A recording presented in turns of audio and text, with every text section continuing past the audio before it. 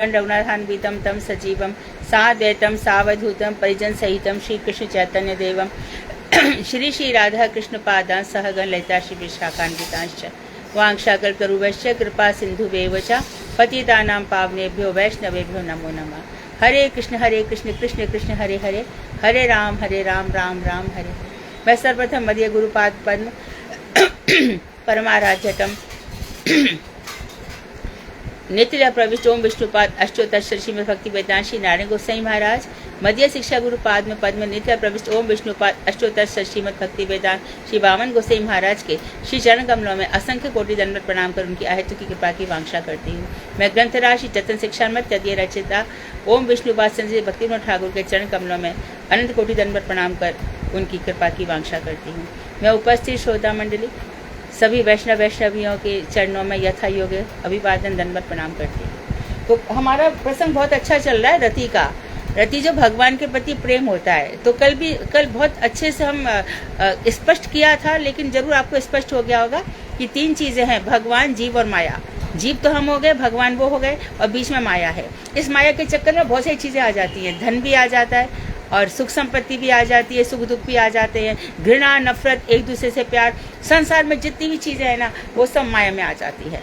जब ये समझ लेता है ना व्यक्ति कि ये सब माया है। देखो अभी आजकल ये जो चीजें बढ़ रही है ना, ये जिसको बोलते हैं डिवोर्स, है ना, डिवोर्स हो रहे हैं, और ये क्या बोलते हैं इसको, पति पत्नी से प्रेम नहीं करते हैं, पत्नी किसी दूसरे से प्रेम करती है। ये चीजें बढ़ रही है, कलयुग में और बढ़ेंगी।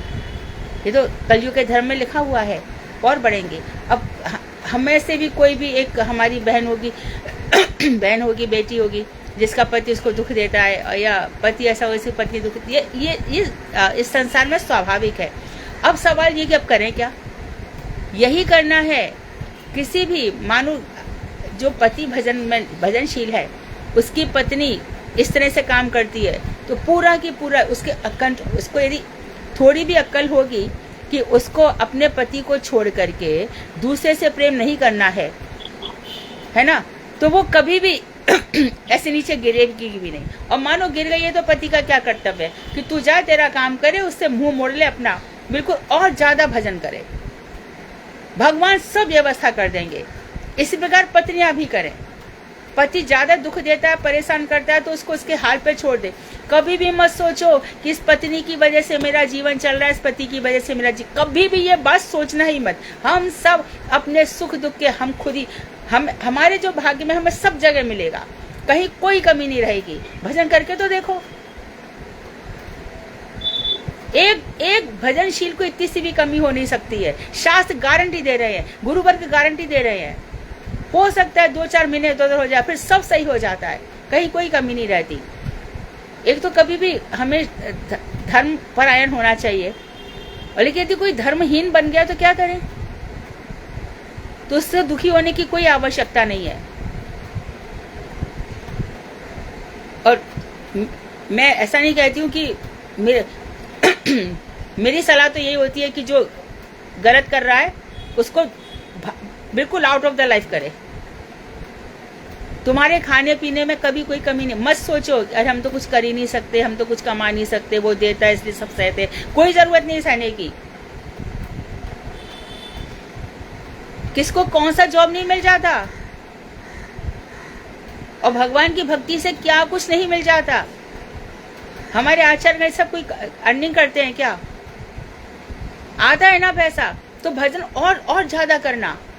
अभी इसलिए देर हो गई कि एक लड़की है, वो रोए जा रही है। हम उसको कह रहे हैं कि हमारा क्लास शुरू होने वाला है, थोड़ा सा नहीं, उसका पति किसी और के चक्कर में पड़ गया। बोले मैं कुछ कमाती भी नहीं हूँ, कुछ करती भी नहीं हूँ, तो क्या करूँ दीदी, मैं क्या करूँ? मैं पहली तो बात है, तू पति करना, यदि पति तेरा है ही नहीं, वो पति इसको कहते हैं जो भरण पोषण करे, भरता, जो अपनी पत्नी का ध्यान रखिए।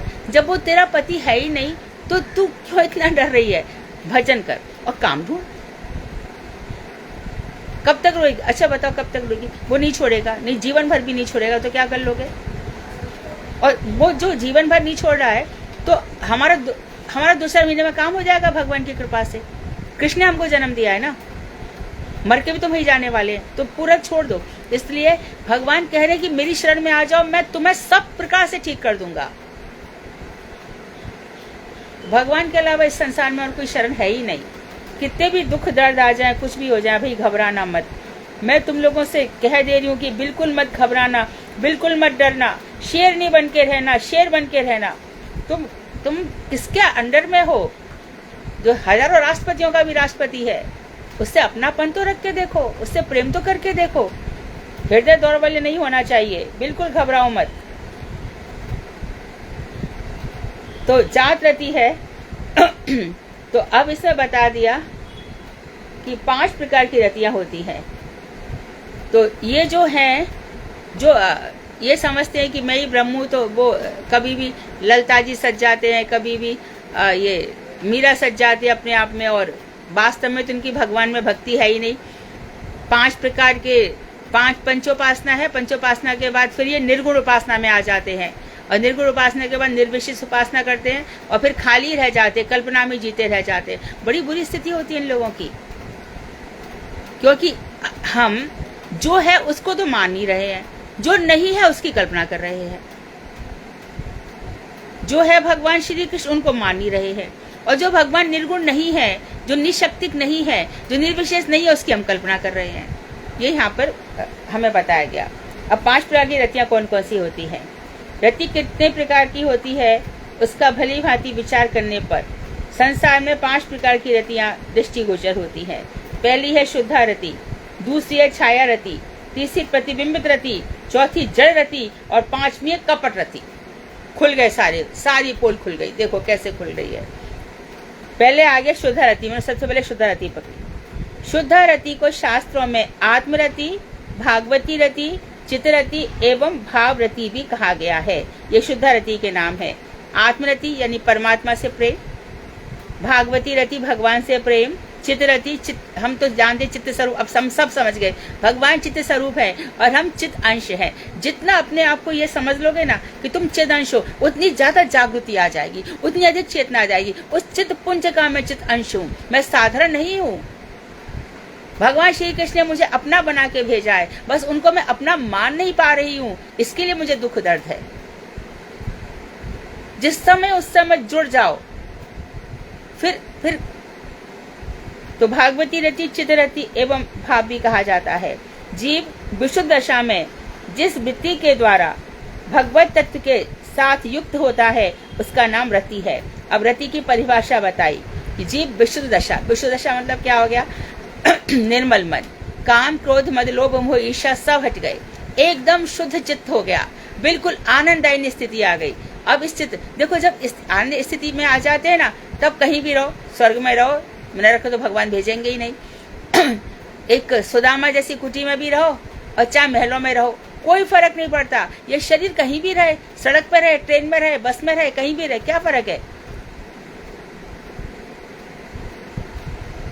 सबसे बुरी स्थिति यह है मनुष्य जब अपने आप को अंडर वैल्यू करता है, अपने आप को दूसरों से कमजोर समझता है, दूसरों से निम्न समझता है, अपने आप को निम्न समझता है। ये मनुष्य की सबसे बुरी। भगवान कहेंगे तू मेरा था भाई, तूने ऐसा अपने आप को क्यों समझ लिया? मैं खड़ा था ना तेरे साथ, मुझे ही भूल गया। तो जब फिर हमारा चित्त शुद्ध हो जाता है कि कृष्ण हमारे साथ हमेशा खड़े हैं, तो ऐसे शुद्ध चित्त में जिस वृत्ति के द्वारा, मन के जिस भाव के द्वारा भगवत तत्व के साथ युक्त हो जाता है, मन की जो हमारी वृत्ति है, मन की जो क्रिया है, पूरी भगवान से जुड़ गई है, उसका नाम है रति। अब तो ये मन जो है कहीं नहीं जाएगा, ये भगवान से प्रेम करेगा। कितना प्रेम है ना?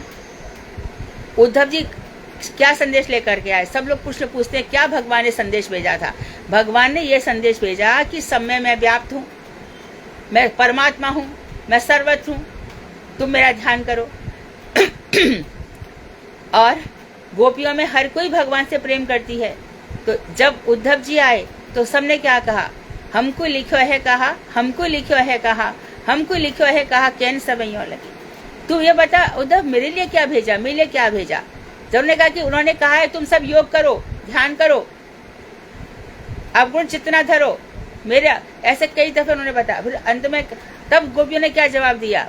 उधो तुम भय बोरे, पाती लेके आए दौरे, जोग कहाँ राखे जहाँ रोम रोम शाम है। तुम्हारे योग कहाँ रखे? यहाँ रोम रोम में शाम बस रहा है। ये है विशुद्ध रति। हनुमान जी हमारे सामने है, हृदय चीर के दिखा दो, देखो हनुमान जी हैं, रोम रोम में हनुमान जी हैं, सॉरी कृष्ण, राम है, राम है, राम है। इसी प्रकार से हमारे रोम रोम में देखो कृष्ण, राधे राधे कृष्ण, राधे कृष्ण। फिर देखो क्या हो जाएगा। और जो धनवान होता है ना, वो मठ मंदिरों में खूब पैसा देता है, पैसा देता है तो सामग्री भी देता है। एक बार मैं यहाँ पे थी हरिद्वार में, जयराम आश्रम में गई थी। मुझे जब केदारनाथ बद्रीनाथ की बात है तो वहाँ पे स्टॉप लिया था। तो वहाँ पे हम उनसे कह रहे थे कि आप हमें जगह दे दो रहने की। तो वहाँ पे हमारे आगे एक व्यक्ति खड़ा था। तो उसने, जो महंत जी थे, उनसे कहा कि मैं आया हूँ, मेरा वाला कमरा मुझे दे दो। तो महंत जी बोले कौन सा कमरा भाई तुम्हारा? ये कमरा है। हम देख रहे हैं कि भैया महंत इसका कमरा होगा, इसको मिलेगा। पर बड़े शांत मन से उन्होंने अपने एक कर्मचारी को बुलाया, उसको कहा कि इसका ये कमरा है, वहाँ पे इसका जो नाम का पत्थर लगा है, उस पत्थर को उठा के फेंक दो और इस व्यक्ति से कहो यहाँ पे कोई कमरा नहीं है तेरा। तू जो दे चुका, अभी तक उसका अभिमान कर रहा है कि मैंने दिया है। बहुत पैरों में पड़ा, मैंने उसको स्वीकार नहीं किया। दे करके भूल जा। तो ये धन बन भी हजार लाख बीमारियों की जड़ है ये धन। इसका अहम भाव नहीं जाता। इसी प्रकार से बहुत से लोग बड़े प्रतिष्ठाकामी होते हैं, मेरा नाम नहीं लिया, मेरा नाम नहीं लिया। अरे नाम तेरे शरीर का है भाई। स्त्रियां होती है ना, स्त्री होती है तो क्या होता है, मराठी में नाम बदल जाते हैं। अभी यहाँ पर शर्मा होगा, 100 साल में चली गई तो कुछ और सरनेम हो जाएगा। नाम शरीर का है। वेदांत कहते हैं मृतिका नाम ध्येय, ये हम सब मिट्टी से बने पदार्थ है। मिट्टी से कुत्ता बन रहा है, मिट्टी से हम बन रहे हैं, मिट्टी से सुअर बन रहा है, मिट्टी से चींटी बन रही है, और सब मिलकर के मिट्टी में मिल जाते हैं। तो आत्मा का कोई नाम नहीं होता, लेकिन नाम के लिए लोग कितना मर जाते हैं, भगवान को भूल जाते हैं, वैष्णवों का अपमान करते हैं। उनकी आंख ये टटोलती है, मेरा नाम कहाँ है, और उस वक्त मेरा नाम कब बोलेगा, मेरा। मत करो ये सब। नाम राधा रानी के चरणों में लिखा है कि नहीं, उसका टेंशन रहना चाहिए।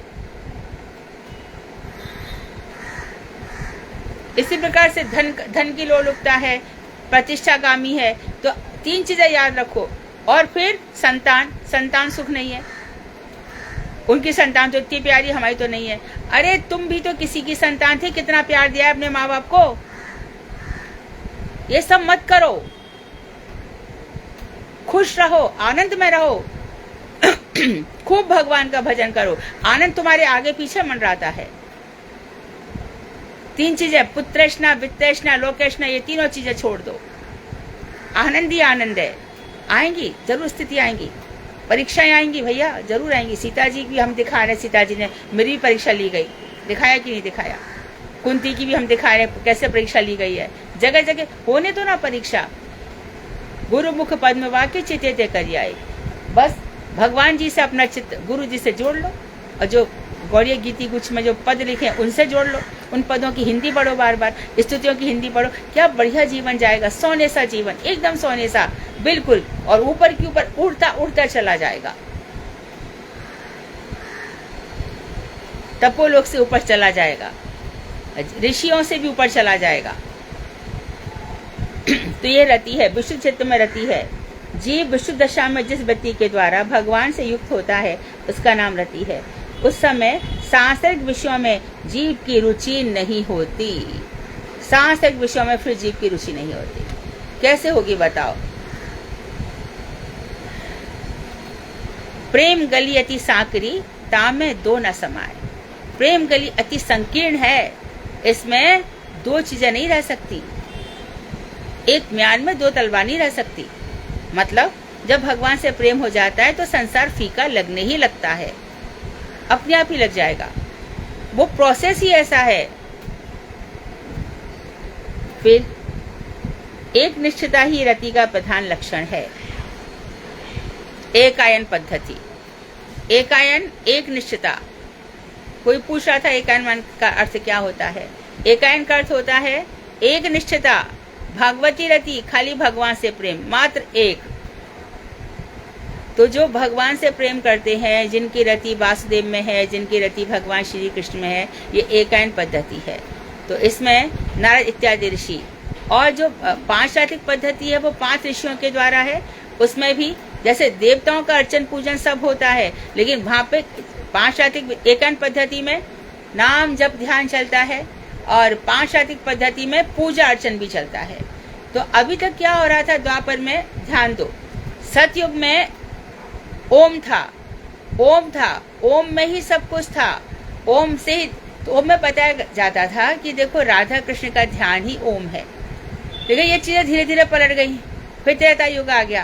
त्रेता युग में भगवान श्री राम ने बहुत यज्ञ करवाए, खुद ने भी यज्ञ करे, उस समय यज्ञ बहुत होते थे। और उसके बाद द्वापर आ गया। द्वापर में अर्चन पूजन बहुत चला। अर्चन जहाँ देखो वहाँ अर्चन, ठाकुर जी का भी अर्चन पूजन, सब जगह अर्चन पूजन हो रहा है। कल युग आते आते ये सब खत्म हो गया, क्योंकि उसमें शुद्धता नहीं रह गई। फिर वहाँ पे नाम ही नाम रह गया। कल युग में आकर के भगवान श्री कृष्ण का नाम रह गया। तो अब ये एकायन पद्धति है, वो कैसी है कि जब तो हमारे सरस्वती प्रभुपाद आए, सरस्वती प्रभुपाद कह रही हूँ मैं, सरस्वती प्रभुपाद आए तो उन्होंने क्या किया कि कल युग के लोगों का अर्चन पूजन में थोड़ा सा मन है, तो उन्होंने उसमें 5 रात्रिक विधि डाल दी कि तुम लोग पूजा भी करो और नाम भी जपो। लोगों को बड़ा अच्छा लगता है पूजा करने को, है ना, और लोगों को यज्ञ करने को भी बड़ा अच्छा लगता है, आहुति देने को भी बड़ा अच्छा लगता है। तो यज्ञ की जो आहुति दी जा रही है लोगों को बड़ा अच्छा लगता है। लेकिन जब कोई एक निष्ठ होता है, भगवान श्री कृष्ण ने कहा है, अच्छा ये बताओ, युधिष्ठिर ने भी राष्ट्र यज्ञ किया, इन सब ने भी राष्ट्र यज्ञ किया, और पृथु महाराज ने भी यज्ञ किए, लेकिन अब प्रेजेंट टाइम में हमारे आचार्य को यज्ञ कर रहे हैं क्या? कौन सा यज्ञ है? यज्ञ नाम जपोस्मि।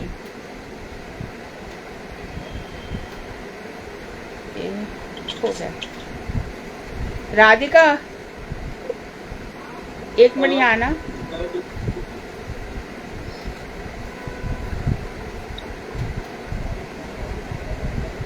हाँ, तो जीव विशुद्ध दशा में जिस वृत्ति के द्वारा ये हो गया हमारा, सांसारिक विषयों में रति नहीं रहती, क्योंकि सब चीजें यहाँ नश्वर हैं। नश्वर चीजों से प्रेम कौन करेगा? मूर्ख है क्या? जानवर है क्या तो हम नश्वर चीजों से प्रेम करें? अपनी पहचान नहीं है हमारी। तो जो चीज नश्वर मतलब संसार मतलब खिसकता जा रहा है, किसकी ओर? नाश की ओर। एक निष्ठता ही रति का प्रधान लक्षण है। एक निष्ठता, एक निष्ठ बनो, एकायन पद्धति, एक की जगह रहो।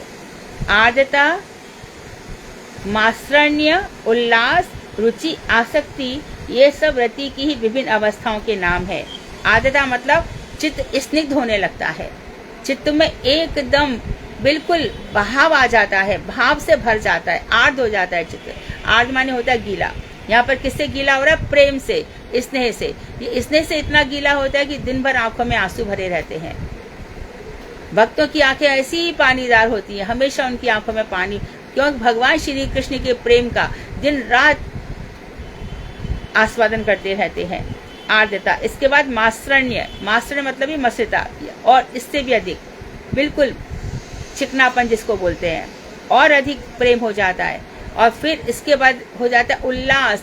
फिर उल्लास बहुत होता है, फिर उसमें मन खराब नहीं होता। उल्लास का नाम ही रति है। जोश बना रहता है, उत्साह बना रहता है। जैसे गोपियां भागी चली आई, कितना उल्लास है, कहाँ पे क्या डाला, कहाँ पे, ये स्थिति होनी चाहिए। अच्छा, अब जो लोग भगवान के भजन करने जाते हैं, मठ मंदिर में जाते हैं, भागवत सुनने जाते हैं, रुकावट भी डाली गई, लेकिन जब आपने हिम्मत करी तो किसी के बाप की ताकत नहीं थी कि कोई तुमको रोक सकता था। तुम खुद ही रुकना चाहते थे, इसके लिए रुके। मुझे सुनना है तो सुनना है, तुम नहीं जाओगे, नहीं जाओ, मैं जाऊंगी। देखो कौन रोक सकता है। जब मथुरा की यज्ञ ब्राह्मणों की पत्नी आ गई भगवान श्री कृष्ण के पास, और तब भगवान ने कहा कि अब तो लोग देखो, मैंने तुम्हारा प्रसाद ले लिया, सब कुछ ले लिया, अपने घर में चली जाओ। बोले अब हमारे पति हमें घुसने नहीं देंगे। भगवान बोले तुम मेरे पास आई हो ना, तुम्हें कोई नहीं रोकेगा। तो मात्सर्य है, उल्लास ऐसा होता है। फिर रुचि और आसक्ति। आसक्ति तो हम कई दफे पढ़ चुके हैं, जब जड़ भरत के संबंध में पढ़ते हैं। रुचि है हमारी, कैसी रुचि है, इतनी रुचि रहती है कि और कोई बातें सुहाती नहीं है। नाम में, भगवान की लीलाओं में, भगवान की कथाओं में ऐसी रुचि होती है कि अब रुचि, कथा नहीं मिल रही तो सब खत्म हो गया। फिर बैठ करके और फिर उसका उल्लास इतना बढ़ जाता है कि मैं अकेले नहीं, तू भी बैठना, हम सब मिलके गाएंगे। तीसरा, तू भी बैठना। चौथा, तू भी बैठना, आना, मेरे साथ आना। और फिर एक नहीं, 100 नहीं, 50 लोग उनके साथ। इतना आनंद उसका विशाल हो जाता है। फिर मंडलियां बन जाती हैं, इसमें भी भगवान है, इसमें भी भगवान है, सब पूरा आनंद हो जाता है। तो ये सब रति की ही विभिन्न अवस्थाओं के नाम हैं। अब बता दें, ये तो होगी रति। अब दूसरा बता रहे हैं वो छाया रति। छाया रति किसको कहते हैं? जब ये शुद्धा रति अत्यंत अल्प मात्रा में प्रकाशित होती है, ज्यादा नहीं हुई, बहुत कम है, इसकी छाया है अभी, उसको छाया रति कहते हैं। यह छाया रति जब तक रहती है तब तक वह अत्यंत क्षुद्र, कौतूहलमयी और दुख हारिणी होती है। तो छाया रति के कौन कौन से लक्षण होते हैं? बहुत कम होती है, क्षुद्र, बहुत तुच्छ अवस्था में होती है छाया रति। और दूसरी, कौतूहल बना रहता है, इसका जीवन ऐसा कैसे सुंदर है, कौतूहल बना रहता है दूसरों के प्रति। और क्या होता है इस रति में? अभी रति का आस्वादन नहीं कर पा रहे हैं, कौतूहल रहता है। और तीसरा, दुखों को तो नष्ट कर देती है, ये दुखों को दूर कर देती है। भक्तों के संग से अथवा वैदिक भक्ति के अंगों के साधन काल में इस रति की उपलब्धि होती है। यह रति कब आती है? छाया रति भक्तों का संग मिल जाता है, अथवा वैदिक भक्ति हम करते चले जा रहे हैं, अपनी वैदिक भक्ति के साधना में ये छाया रति आती है।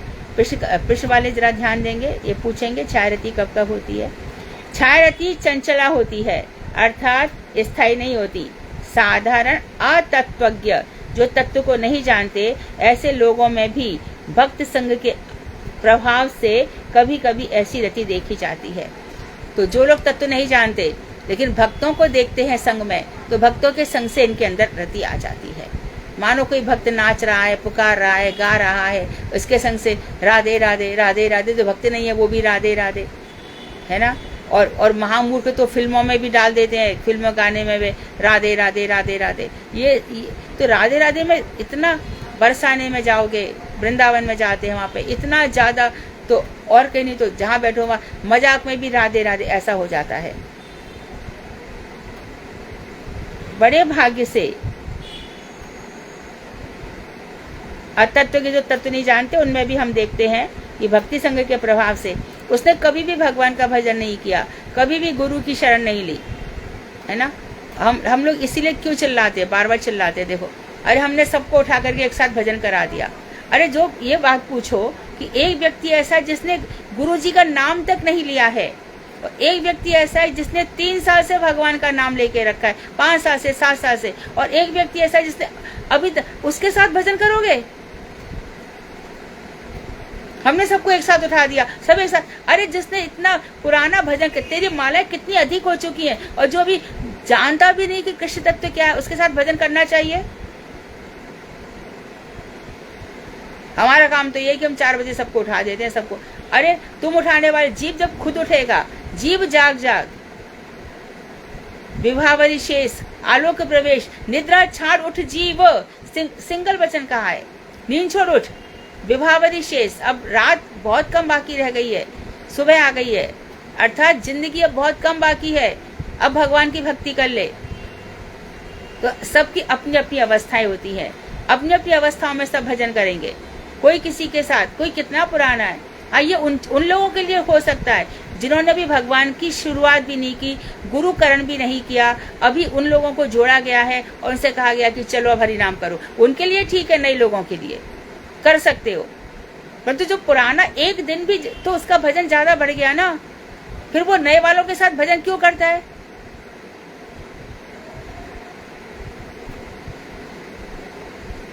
बड़े भाग्य से यह छाया अर्थात शुद्धा रति की कांति स्वरूपा रति जीव के हृदय में उदित होती है। लेकिन छाया रति भी कुछ कम नहीं है, ये शुद्धा रति की कांति है। जैसे कि ब्रह्म भगवान की कांति है, चमक है, इसी प्रकार यह भी शुद्धा रति की कांति है। यह रति जीव के हृदय में उदित होती है, क्योंकि इसके हृदय में उदित होने पर जीवों का उत्तरोत्तर कल्याण होता चला जाता है। जब ये रति हृदय में उदित होती है, उत्तरोत्तर डे बाई डे, दिन प्रतिदिन उसका कल्याण होता चला जाता है। फिर मत समझो दीदी बहुत दुख आ रहे हैं, अरे भाई इसलिए आ रहे हैं कि तुम्हारा टाइम कट रहा है, संतों का अब जन्म नहीं होगा। जितने भी आ रहे हैं, बहुत सारा था, बहुत सारा पुण्य था, भगवान थोड़े थोड़े में काट रहे, कट जाने दो ना, आने दो, क्या फर्क पड़ता है। अपना मन तो भगवान में रख दो, उसी मन ने दुख माना है ना, जो मन दुख मान रहा है उसको उठा के भगवान में रख दो। बड़ी खलबली हो रही है, उसने हमारा बहुत बेइज्जती कर दी, उसने मेरा बहुत अपमान, अरे भाड़ में गया अपमान फम्मान, क्या कर लोगे, करने दो। कौन तुम्हारा अपमान कौन करता है, तुम भगवान के भक्त हो, तुम्हारा अपमान कोई कर सकता है क्या। हमारे विषय में कोई क्या कह रहा था, ये और मुसीबत है, क्यों सुनना है। कितना सब जगह से मन सचमुच इतने फिर एक स्वभाव बन जाएगा, एक आदत पड़ जाएगी। शंकर जी है, उनकी आदत है मुझे भगवान का भजन करना है, और शंकर जी के साथ पार्वती रहती, उनका मन कभी कभी विस्तृत होता है तो परेशान हुई होती है, शंकर जी थोड़ी परेशान होते हैं, कभी कभी परेशान हो जाती है पार्वती जी, है ना। नारद जी पहुंच जाते हैं, देख लेते कि अब ये कहाँ तक पहुंची है।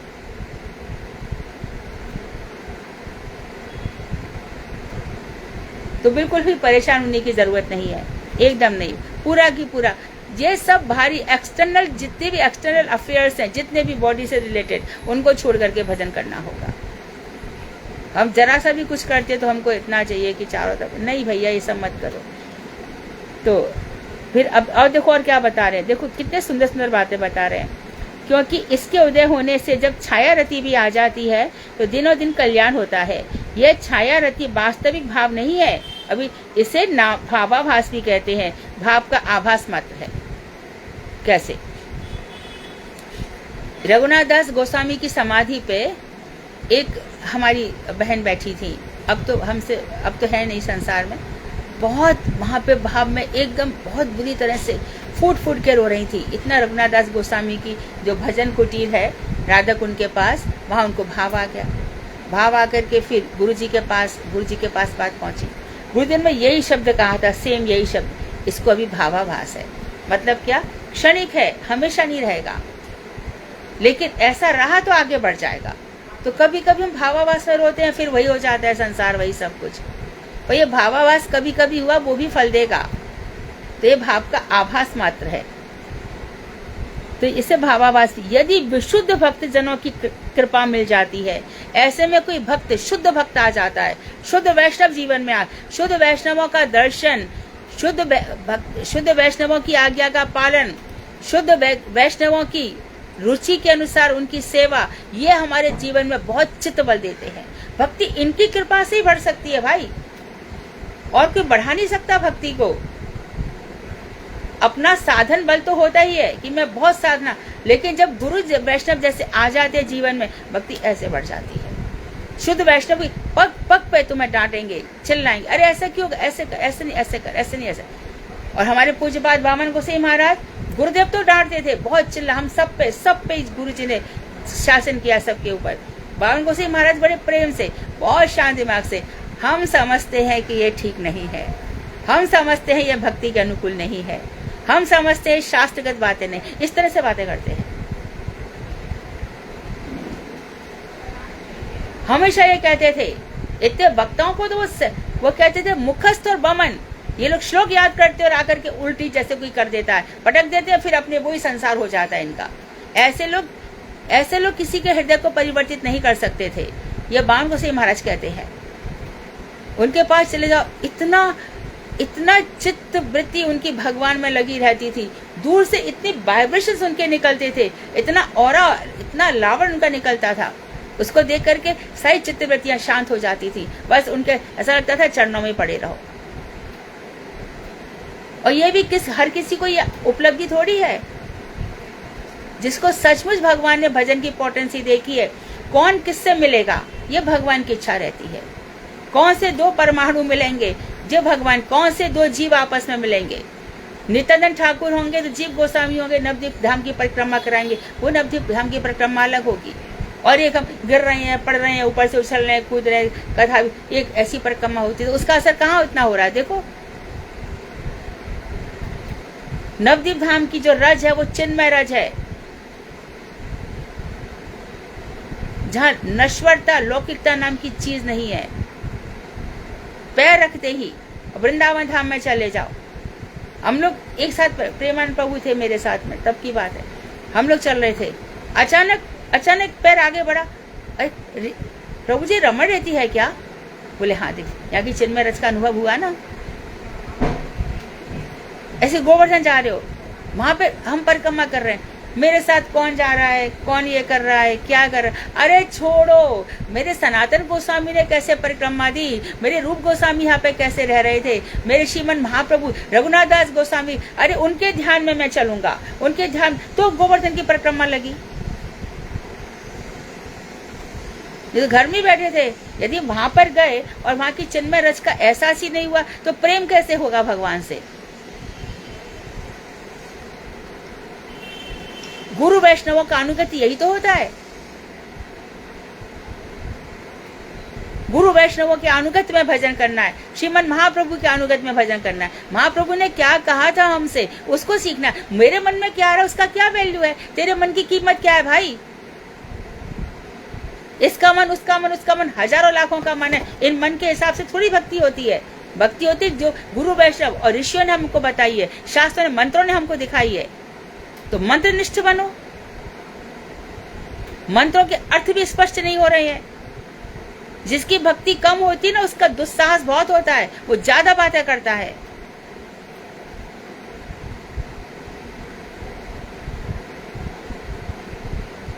भगवान ऐसी कृपा करे हमारे ऊपर कि शुद्ध वैष्णवों का साथ मिले। शुद्ध वैष्णव निर्भीक होते हैं, वो तो भगवान के लिए जी रहे हैं ना, उनका संसार से क्या लेना देना है। कोई कुछ भी कहे करे, भक्ति संसार छुड़ाने के लिए है, संसार देने के लिए नहीं होती कि संसार मुझे सुख मिल जाए, मेरा बच्चा चल जाए, मेरा बिजनेस चल जाए, सब के लिए भक्ति नहीं होती भाई। तो कह रहे हैं जब यह भावाभास बहुत शीघ्र ही धीरे धीरे, अभी तक आभास हो रहा है लेकिन यही धीरे धीरे फिर भाव में परिवर्तित हो जाता है। फिर सुबह उठेंगे 3 बजे 4 बजे, फिर बस हाथ मुंह धोया, मुंह जरूर धो लेना नहीं तो नींद आने लग जाएगी, मुंह जरूर धो लिया और धो करके अपना आसन, अपना मानो सोफा पे कर रहे हो तो सोफा की कुर्सी पर ले लो, नहीं नीचे बैठा जा रहा है तो, नहीं तो नीचे अपने आसन बिछाया और बैठ करके एकदम हरि नाम, फिर जोर जोर से पुकारो। देखो क्या जीवन होता है, सोने जैसा जीवन हो जाएगा। ठाकुर जी आगे पीछे मंडराएंगे और बोलेंगे बोल क्या करूं तेरे लिए। हम ही संसार में मरे पड़े हैं, हमें ये चाहिए ना वो चाहिए, हमारा ऐसा हमारा वैसा है। तो फिर ये भाव में परिवर्तित हो जाता है। परंतु भक्त जनों के प्रति अपराध बन जाने पर, यदि हमने इसी बीच में भक्तों के प्रति अपराध कर दिया, धाम के प्रति अपराध कर दिया, तो हमारी सारी की सारी भक्ति लुप्त हो जाती है, रहती नहीं है। फिर हम कहते पहले था मेरे मन में अब नहीं है। क्यों? तूने अपराध कर दिया ना। और फिर जब गुरु वैष्णव डांटते तो बुरा लगता है हमें ये खुशी नहीं होती कि हमको बचा लिया। क्या क्या होता हमारा, ये सब हो जाता जो लिखा है शास्त्र में।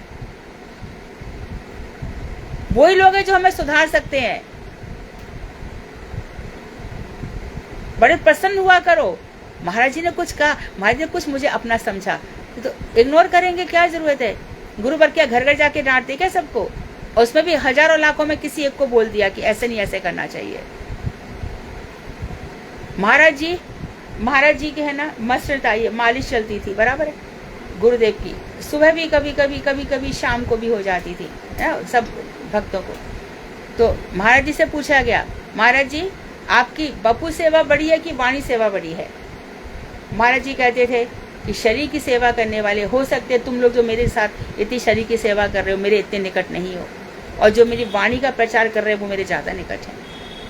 तो गुरु जी ने ऐसा भी कहा कि जो मठ में रह रहे हैं वो मेरे कृपा पात्र ऐसा नहीं है, गृहस्थ भक्त भी मेरे कृपा पात्र हो सकते हैं। तो उन्होंने हमारे फिजिकल सिचुएशन है वो कहाँ देखी, हमारा मन कहाँ पर है वो देखा ना। हम फिजिकली कहाँ पर रह रहे हैं, क्या फर्क पड़ा, गुरु जी ने दिखा दिया। ग्रह धागे बने धागे, पूरा गोड़ी गीति कुछ इन बातों से भरा पड़ा है। घर में रहो, कहीं भी रहो, मन राखो, कर से कर्म करो विधि नाना, मन राखो जहाँ कृपा निधाना। तो ये भाव हो जाता है, सब कुछ ठीक से हो जाता है, बढ़िया हो जाता है। जीवन एक जो हमारा ये जीवन मिला था एकदम, हमने तो कृष्ण तेरे तुम ही जीवन देने वाले हो, तुम ही लेने वाले हो, बीच का जीवन हमें जीना था, हमने इसको तुम्हें अर्पण कर दिया। अब लागी लगन गुरु चरणन की, गुरु जी ने बता दिया, आपने गुरु जी को भेज दिया। आप बोल रहे हो कि आचार्य मुझे आचार्य मां भी जानिया, तुम मुझे आचार्य समझो गुरु जी को, तो बस गुरु के रूप में आप ही हैं, हमने बस कर दिया, अब आप जानो, आपका काम जाने। फिर देखो कैसा जीवन, कितना आनंद है। कौन इस समय आनंद में कौन दिखाई दे रहा है? जो भगवान का भजन कर रहा है। बाकी सब बड़े दुखी दिखाई दे रहे हैं। और भजनानंदी को कोई फर्क नहीं है। अरे वो कोई बीमारी नहीं होती भजनानंदी को, सब देखने के लिए होती है। ऐसे कुछ भी नहीं होता, सारी बीमारियां दूर दूर से। अभी और हमारी एक चीज है, वो भी हम एक बहुत गलती करते हैं। गुरु वर्ग के पास जाते हैं, महाराज जी आपका स्वास्थ्य कैसा है? अरे वो लोग स्वास्थ्य से बहुत ऊपर हैं।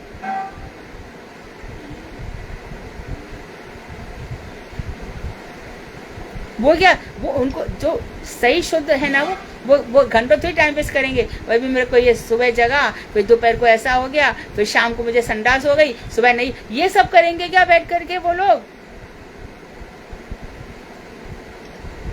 महाराज जी के दर्शन हो गए, प्रणाम कर दो। हमारे अंदर भक्ति की पोटेंसी है तो उनकी कृपा दृष्टि पड़ेगी, आशीर्वाद कुछ भी उनके हृदय से निकलेगा। ये भक्त है, भगवान इसका जीवन सुंदर बन जाए। ये गुरु वैष्णव करते, सच्चे गुरु ऐसे होते हैं। हमें आशीर्वाद दे दो, हम पे कृपा कर दो, ठेंगा भी नहीं करते वो, और कहोगे तो और भी नहीं करेंगे। कृपा आशीर्वाद, सूरज की किरणें बराबर बरस रही है, बराबर बरस रही है। मिट्टी के ढेर में सूरज की किरण क्या करेगी? हमारे अंदर भजन की पोटेंसी हो, जितना हम मंत्र जपते जा रहे हैं शुद्ध मन से, एकदम राधा कृष्ण का ध्यान रखे, ललिता जी विशाखा जी के अनुगत में, रूप मंत्री के अनुगत में, रघुनाथ दास गोस्वामी के अनुगत में, यही 6 गोसाई करे चरण बंदन, जहाँ ते विघ्न नाश अविष्ट पूरण, श्रीमन महाप्रभु के अनुगत में, नित्यानंद ठाकुर के अनुगत, उनका स्मरण करो और भजन करो। ये सब रहती है, तब प्रेम होगा भगवान से। तो भावाभास धीरे धीरे भाव में परिवर्तित हो जाता है, परंतु भक्तों के प्रति यदि अपराध बन गया तो ये खो जाता है। अब ये प्रतिबिंबित रति को समझो, ये बहुत बड़ी चीज है समझने के लिए। अभेद ब्रह्मवादियों में अथवा उनके अधीन कल्पित देव देवियों के उपासकों के हृदय में भक्त संग के कारण भक्त हृदय में स्थित रति प्रतिबिंबित होती है। तो अभेद ब्रह्मवादी है, अर्थात अभेद यानी अभेद, हम में और भगवान में कोई भेद नहीं है।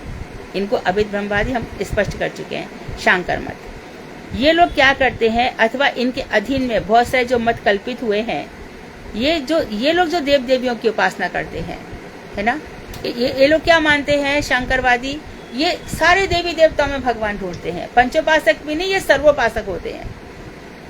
जहाँ भी देवी देवता, हाँ ये भी भगवान है, कल्पना कर लो ये भी भगवान, ये भी भगवान है। अरे गणेश भी वही है, अरे शंकर भी वही है, अरे ब्रह्मा भी वही है, दुर्गा भी वही है। ये सब वो लोग हैं जो सब वही वाले हैं। ये सब में अभेद देख रहे हैं। इनके ना भक्ति का तारतम्य है, ना रस का तारतम्य है, इनका किसी प्रकार का तारतम्य नहीं है। तो ऐसे उपासकों के हृदय में कोई भक्त आ जाए, उसके संग के कारण इनके हृदय में रति प्रतिबिंबित होती है, रिफ्लेक्स होती है। अब बैठ करके मानो हमारा कोई भक्त बहुत ही उच्च स्वर से संकीर्तन कर रहा है, बहुत उच्च संकीर्तन कर रहा है। हम बहुत उच्च स्वर से हम सब गाते हैं ना, गोविंद दामोदर माधवेति, गोविंद दामोदर माधवेति, हम सबने गाया, उसके हृदय में प्रतिबिंबित हुआ, रिफ्लेक्शन आया। भक्ति नहीं है, छाया पड़ी है, छाया चली गई दूर। अब छाया प्रतिबिंब में अंतर है, ध्यान रखें प्रश्न बनाने वाले, ध्यान रखें छाया रति और प्रतिबिंबित रति में क्या अंतर है। छाया रति चली गई, अब प्रतिबिंबित रति आ रही है। किसी भक्त के सात्विक विकारों के माधुर्य को देखकर पूर्वोक्त मुक्ति बख्शिए लोगों की कीर्तन आदि के समय या अन्य उत्सवों में भी जो सात्विक विकारों की अनुकृति होती है, उससे ही प्रतिबिंबित रति कहते हैं। देखो, छायारति क्या थी? छायारति क्या थी कि जब शुद्ध भक्ति बहुत कम मात्रा में, यानी कि छाया है, कम मात्रा में है, पर बिल्कुल नहीं ऐसा नहीं है। छायारति कैसी है? कम मात्रा में। अब इसके बदले में प्रतिबिंबित रति में आ जाओ। प्रतिबिंबित रति में क्या कह रहे हैं? कहाँ थे? कि इसमें बता रहे हैं कि किसी भक्त के सात्विक विकारों के माधुर्यता, कोई एक भक्त है, उसके अंदर सात्विक विकार आते हैं, ठीक है।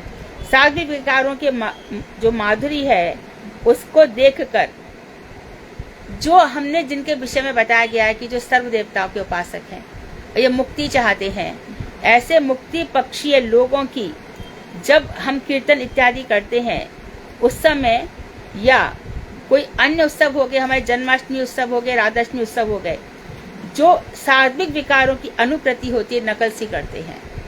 सात्विक विकारों की जिनमें नकल सी देखी जाती है, उसे प्रतिबिंबित रति कहते हैं। अतएव सगुण उपासकों में रति का लक्षण अधिकतर इसी रूप में हुआ करते हैं। सगुण उपासक, इनमें रति का लक्षण इसमें दिखाई देता है। इसको और आगे स्पष्ट कर रहे हैं। इसमें मूल बात यह है कि सगुण उपासक अपने गुरु या आचार्य के द्वारा प्रदर्शित पद्धति के अनुसार मुक्ति को प्राप्त करना बहुत ही कठिन समझता है कि मुक्ति बहुत ही मुश्किल है। ये लोग क्या करते हैं? देवताओं की कल्पना कर लेते हैं और उस समय सहज रति लक्षणों को प्रकाशित कर अपने हृदय की वेदना को प्रकाशित करते हैं सहज रूप से। हाँ भाई, पड़े हुए हैं, भगवान की कृपा है, समझो। ये लोग भजन नहीं करते,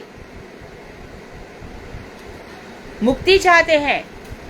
एक मात्र इनका इतना सा भी, इनका मात्र भी भजन नहीं है। हृदय में वेदना जरूर है कि कुछ हो ही नहीं रहा। हृदय में परिवर्तन आएगा भजन से, हृदय शुद्ध होगा भजन से, कहने से कुछ भी नहीं होगा।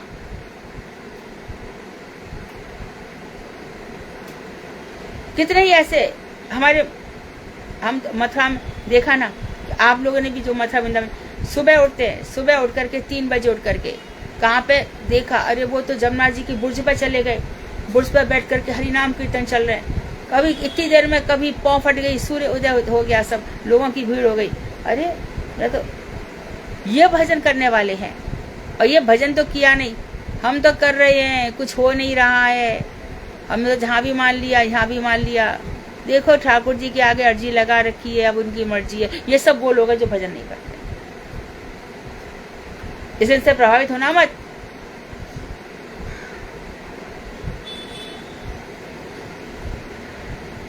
तो मूल बात यह है कि सगुण उपासक अपने आचार्य के द्वारा प्रदर्शित पद्धति के अनुसार मुक्ति को प्राप्त करना, उनके आचार्य ने बताया कि मुक्ति प्राप्त करो, समझते मुक्ति प्राप्त करना बहुत कठिन है, तो ये कल्पित देवताओं के समीप सहज रति लक्षणों को प्रकाशित करते हैं। रति के लक्षण रोना इत्यादि, और अपने हृदय की वेदना को प्रदर्शित करते हैं। इससे उनके अंगों में कुछ कुछ रति के मिलते जुलते लक्षण दिखाई देते हैं। ये लक्षण जानबूझकर उत्पन्न किए जाते हैं, खूब दिखा दिखा करके, है ना। रोना नहीं आ रहा है तो भी बहुत ऐसे करके रोएंगे एकदम। अभी देखो, हम कह नहीं सकते हमारे हृदय में क्या बीत रहा, बड़े भावुक हो रहे हैं। अब आप समझ सकते हो कि हमारे हृदय में क्या चल रहा है। ये बड़े भावुक हैं, या फिर कोई मूर्ख, मुझे तो भगवान ये करते वो करते। एक और थी हमारे यहाँ पे, भगवान मेरे भगवान ने ऐसा कर दिया, और भगवान को ले लेके घूम रही है, खुद भी झूठा खा रही है, भगवान को भी झूठे में रख रही है, और खुद भी कोई भजन नहीं, नियम नहीं।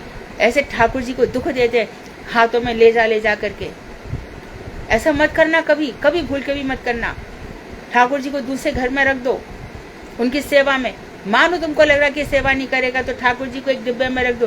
ठाकुर जी 2-3 दिन चला लेना, तुलसी का ये रख जा रही हूँ, उससे खुश हो जाएंगे। लेकिन जगह जगह जहाँ पे नार के जीप बैठ करके मांस मदिरा पी के जाते हैं, होटल में ठाकुर जी को रख के खाना खाते हैं।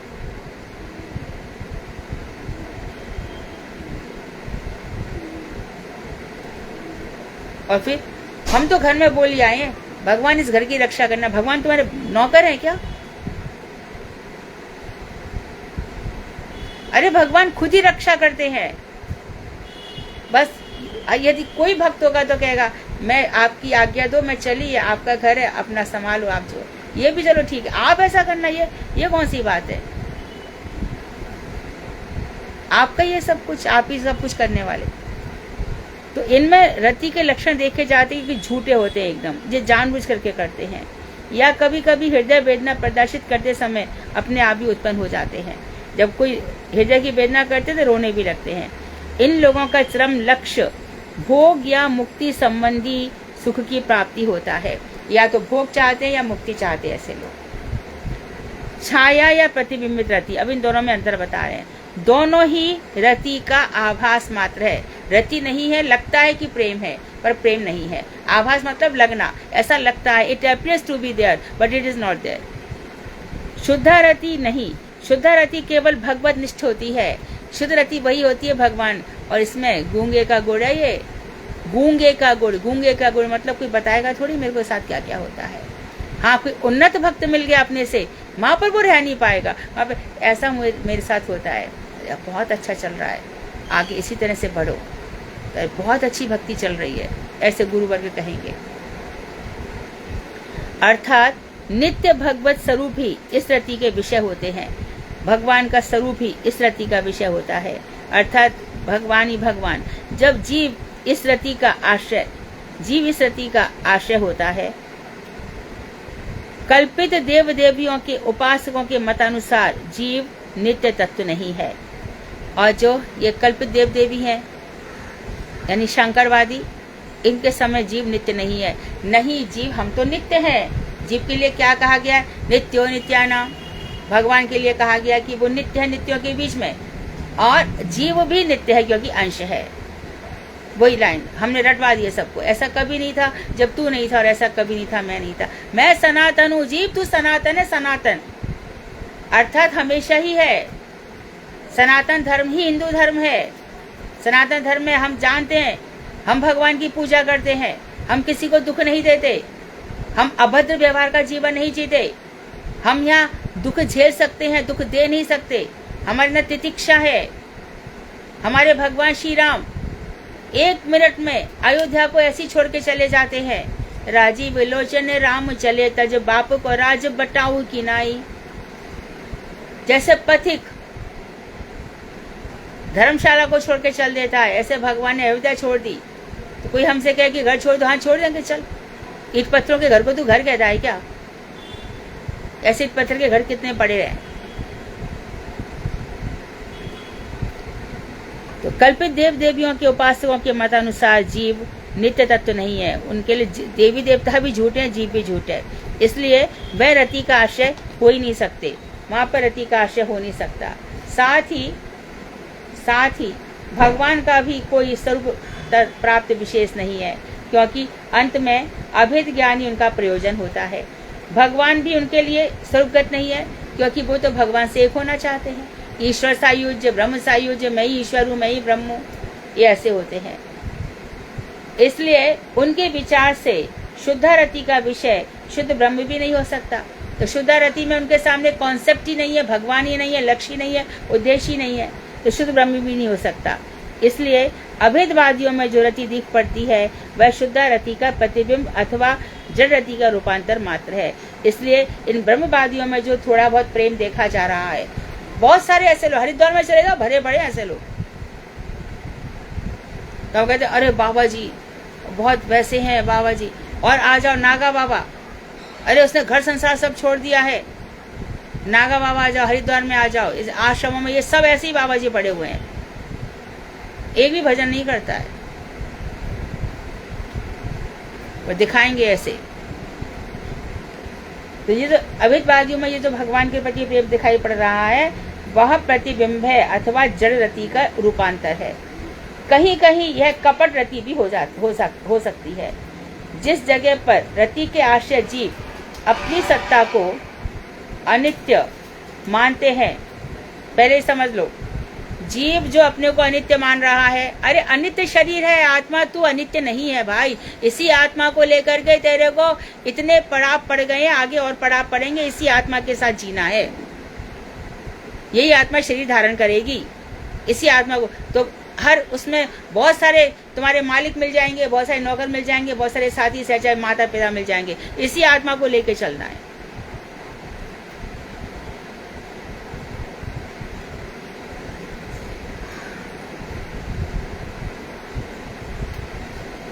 समय है ना मेरे पास, में घड़ी रखना भूल गई आज। कितने बजे? 4 बज गए दीदी, पूरा 4 बज। हाँ मुझे लग रहा था।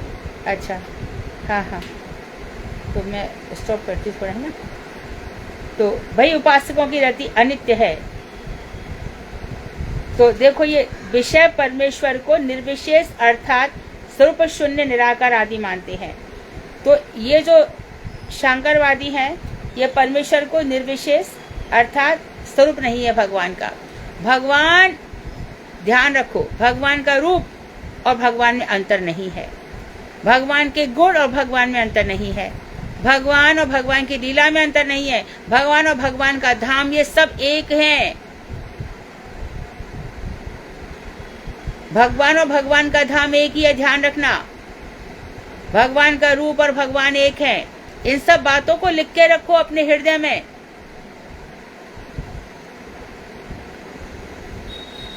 तो ये लोग क्या करते हैं, जो स्वरूप भगवान को क्या मान लेते हैं, निराकार आदि मानते हैं।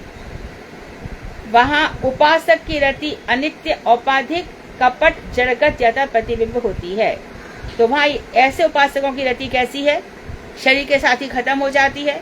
कपट रति मानी जाएगी। औपाधिक, जिसका कुछ नाम रख देते हैं। जड़गत और प्रतिबिंब स्वरूप होती है। तो आज यहीं तक।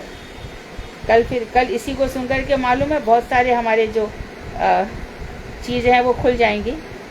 कल फिर बैठेंगे।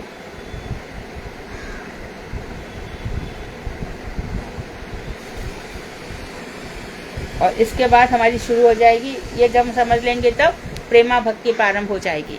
अब जल्दी जल्दी चीज़ों को बढ़ा रहे हैं, परंतु समझा दे रहे हैं कि दूसरों के आंसुओं पे मत जाना। जो भगवान को सामने रख करके भजन नहीं कर रहा, जो देवी हर भगवान के साथ साथ अन्य देवी देवताओं को भी मान रहा है, झूठे आंसू बहा रहा है, ऐसे सबकी रति प्रतिबिंबित रति है, छायागत रति है, कपट रति है। ऐसे को मत मानना। जो भागवती रति है वही शुद्धा रति है, जो भगवान कृष्ण में। ऐसे में व्यक्ति शांत हो जाता है ना। वांछा कल्पतरुवश्य कृपा सिंधु बेवचा पतितानां पावनेभ्यो वैष्णवेभ्यो नमो नमः।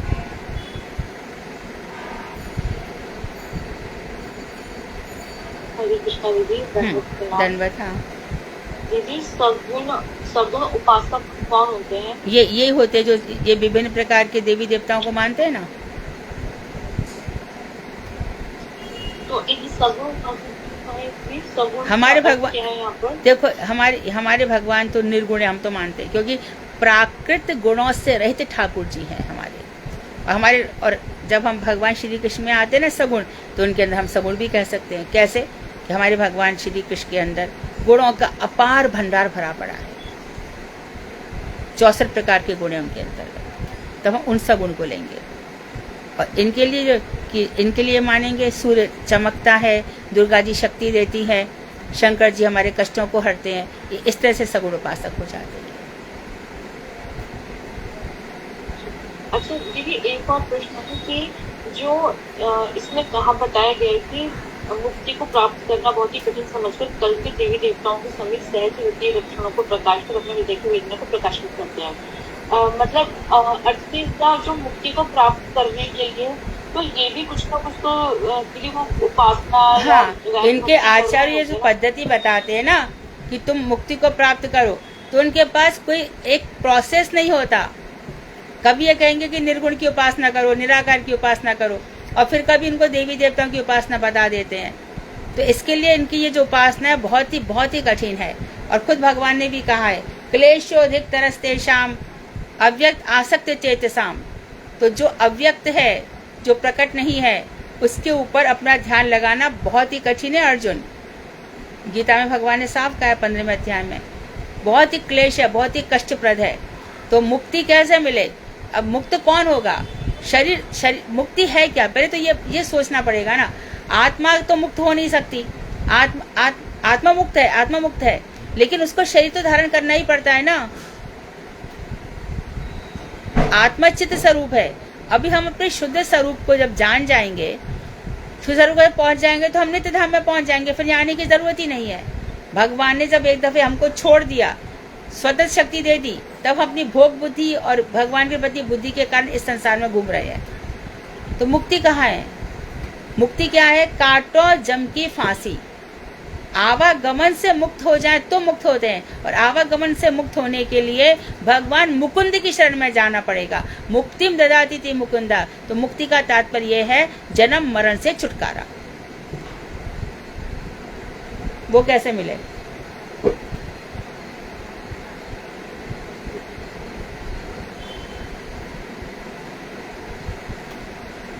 जी दीदी।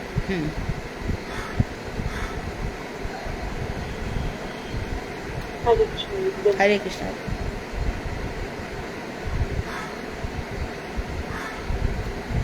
दीदी मेरा कहने का अर्थ है कि ये भी तो कुछ ना कुछ मतलब भक्ति कर ही रहे होंगे ना। भक्ति है ही तो नहीं, भक्ति है ही नहीं, वो भक्ति है ही नहीं भाई। भक्ति किसकी होती है? भक्ति एक निष्ठ होती है। पहले बताया ना, एकायन होती है, एक निष्ठ होती है। इनकी एक निष्ठ है ही नहीं, ये कल्पित देवी देवता। जी जी। हाँ जी जी। हरे कृष्णा दीदी। हाँ दीदी, ये जो ये देवी देवताओं की भक्ति करते हैं, क्या इनका हृदय तो शुद्ध हो जाता है क्या? नहीं, इसमें जो देवी देवताओं की उपासना कर रहे हैं, इसमें बहुत कामनाएं भरी पड़ी रहती हैं, बहुत बहुत कामनाएं हैं। लेकिन ये ठीक है कि संसार को छोड़ करके, संसार के राग द्वेष विद्वेष इत्यादि को छोड़ करके वहां पे कर रहे हैं, तो इसलिए चित्त शुद्धि की थोड़ी कामना रहती है। लेकिन इनका हृदय सकाम बहुत होता है, परंतु प्रपंच को छोड़ करके कहीं तो लगे हुए हैं, इसलिए कहते हैं कि इनमें थोड़ी सी चित्त शुद्धता हो सकती है। तो धीरे ज्ञानी और योगी की, ज्ञानी देखो, जो श्रद्धा है वो ज्ञानी में आ सकती है, कर्म से चित्त की शुद्धि हो सकती है, और योगी में भी श्रद्धा जाग सकती है। योगी का हृदय भी शुद्ध हो सकता है, क्योंकि वो संसार में फंसा हुआ नहीं है, संसार की किसी चीज का चिंतन नहीं कर रहा, लेकिन उसकी उपलब्धि जो है वो परमात्मा तक रहती है। ज्ञानियों की उपलब्धि ब्रह्म तक रहती है, भक्तों की उपलब्धि भगवान तक जाती है। चित्त शुद्ध तो उनका हो जाता है। लेकिन उनका उद्देश्य सायुज्य मुक्ति प्राप्त करना जरूर। हाँ, वो बड़ी भयंकर अवस्था है। सायुज्य मतलब भगवान के साथ आयु प्राप्त कर लेना। तो वो भाव से तो रहेगा कि मैं भगवान हूँ, लेकिन वो क्या हो जाएगा, एकदम जड़ से भी रहित, बिल्कुल जड़वत जीवन हो जाएगा, क्योंकि वो भगवान की सेवा ही नहीं कर पा रहा। अपने आप को भगवान समझ के बैठा है। अब तू भगवान समझ के बैठा है, तो जो रियल भगवान है उनके पास तो लाखों सेवक हैं, उनके सब राधा जी हैं, उनके पास यशोदा जी सब हैं, पर तेरे पास कौन है, तू बता भाई। और वो समझ के, उस भाव है उसका, वो समझ रहा है कि मैं ईश्वर हूँ, मैं ब्रह्म हूँ, वो ऐसे समझ रहा है, लेकिन उसके पास अचीवमेंट्स कुछ भी नहीं है, अचीवमेंट्स जीरो है। लेकिन दीदी लेकिन ये त्रितापों से मतलब मुक्त हो जाते हैं। हाँ, आत्यंतिक दुखों की निवृत्ति हो जाती है, ठीक है। दैहिक दैविक भौतिक, हाँ, ये तीनों ताप उनके मिट जाएंगे, ब्रह्म योगियों के भी और ज्ञानियों के भी। वो तो साधारण अवस्था में भी मिट जाएंगे। आप प्राणायाम जिनका कर लो, मैं एक ऐसे व्यक्ति को जानती हूँ जो करीब 8-10 साल से प्राणायाम कर रहे हैं, उनकी आंख का चश्मा चला गया। 11वें स्कंद में भगवान ने कहा प्राणायाम करो, रेचक पूरक कुंभक करो, अष्टांग योग करो, समाधिगत अवस्था तक पहुंच जाओ, प्रत्याहार अपनी इंद्रियों को लौटा लो विषयों से। लेकिन इधर कहीं दीदी भगवान की सेवा नहीं है बस। बिल्कुल, हाँ, सेवा का जो रस है, रस ब्रह्म की उपासना नहीं है, शब्द ब्रह्म की भी उपासना नहीं है। एक चित कुंज, एक ब्रह्म है बस, चित कण, वहां पर ये रह जाते हैं। जो आपने मुक्ति की डेफिनेशन बताई, तो दीदी मतलब अपने स्वरूप की प्राप्ति कर लेना ही मुक्ति है। जो जन्म मरण का चक्र खत्म हो जाए, तो वो तो तभी खत्म होगा ना जब अपने स्वरूप की प्राप्ति करके। उसमें प्रोसेस है, हमें अपने स्वरूप की भी बात हो, फिर वस्तु सिद्धि हो, पहले तो स्वरूप सिद्धि हो। अभी प्रेमा भक्ति बताएंगे ना, प्रेमा भक्ति के बाद बिल्कुल कषाय नहीं रहता, कुछ भी कषाय नहीं रह जाता, संसार की कोई चीज की कामना नहीं रह जाती। और उसके बाद फिर जो ये स्वरूप सिद्धि होती है, प्रोसेस क्या है, पहले साधन भक्ति, फिर भाव भक्ति, फिर प्रेमा भक्ति, उसके बाद स्वरूप सिद्धि। मेरा क्या स्वरूप है। तो जो भजन करते करते मंजरी स्वरूप प्रकट होगा ही होगा, निश्चित रूप से होगा। जब तक मंजरी स्वरूप प्रकट नहीं हो रहा है तब तक ये आवागमन है भक्तों का। और जैसी मंजरी स्वरूप होगा तब वस्तु सिद्धि, जिस भी ब्रह्मांड में इस समय कृष्ण लीला कर रहे हैं, उस ब्रह्मांड में हमारा गोपी रूप में जन्म हो जाएगा और वस्तु सिद्धि हो जाएगी। तो यही असली मुक्ति है ना? ये मुक्ति नहीं है, ये भक्ति है। ये आपने बोला था कि आवागमन खत्म हो जाना। हाँ, तो आवागमन कहाँ खत्म हो रहा है? जब तक मंजरी भाव नहीं होगा तब तक आवागमन थोड़ी छूट रहा है।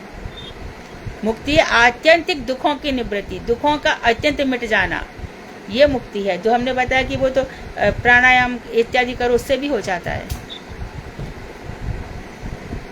कितनी ऐसे अरिमा महिमा लगिमा कितनी सिद्धियां मिल जाती हैं।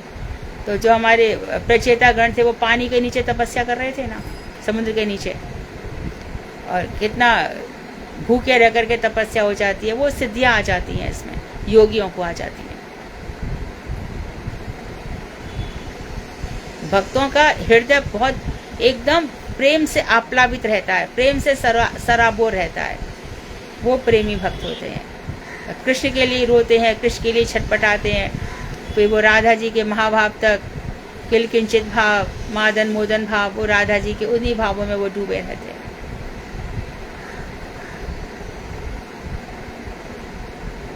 दीदी जो ज्ञानी और योगी होते हैं वो स्वरूप सिद्धि के लिए ना तपस्या करते हैं, वो तो मुक्ति के लिए तपस्या करते हैं। हाँ, प्रकार की उनको स्वरूप सिद्धि की बात ही नहीं स्वरूप है। सिद्धि तो भक्तों को होगी। वो भक्तों को होती है।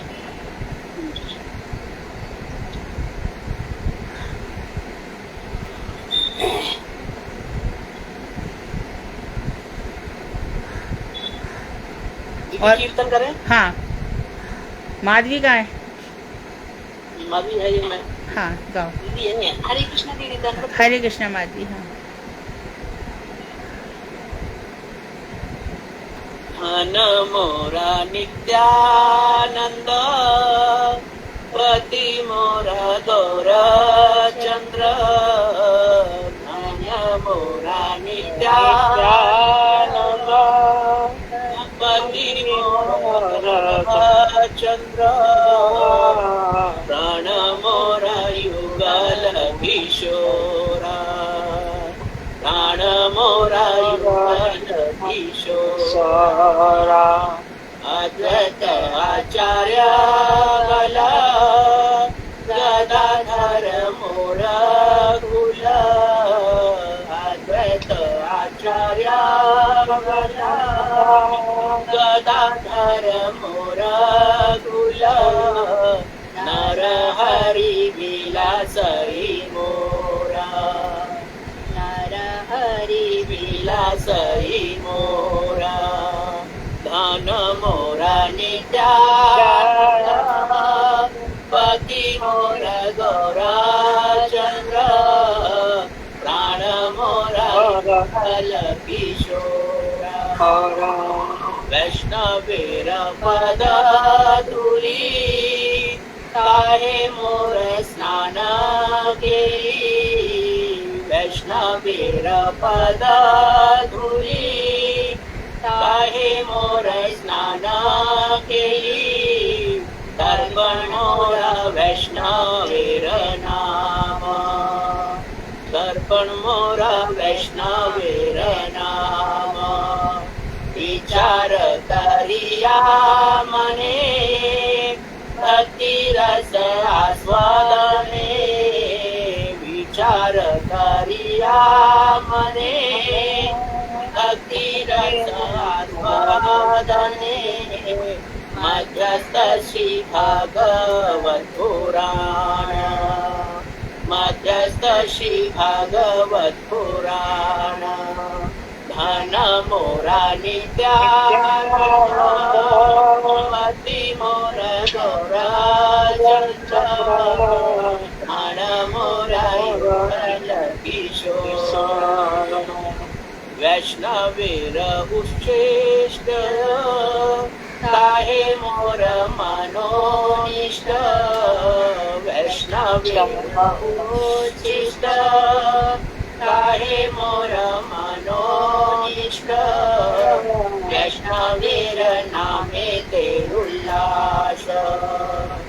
वैष्णवे नामे ते उल्लास वृंदावने चोतारा काहे मोर मनोगिरा वृंदावने चोतारा काहे मोर मनोगिरा काहे दीन नरोत्तम दास काहे दीन नरोत्तम दास धन मोरा नित्यानंद हरि मोरा चंद्र प्राण मोरा युगल किशोर प्राण मोरा युगल किशोर जय नित्यानंद जय नित्यानंद जय जय नित्यानंद जय सच्चिनंदन जय गौर हरि सच्चिनंदन जय गौर हरि जय सच्चिनंदन जय गौर हरि सच्चिनंदन जय गौर हरे कृष्ण कृष्ण कृष्ण हरे हरे हरे हरे राम हरे राम राम राम राम हरे हरे हरे गौनिताई हरि बोल हरि बोल हरि बोल हरि बोल बहुत सुंदर, बहुत सुंदर, बहुत बढ़िया।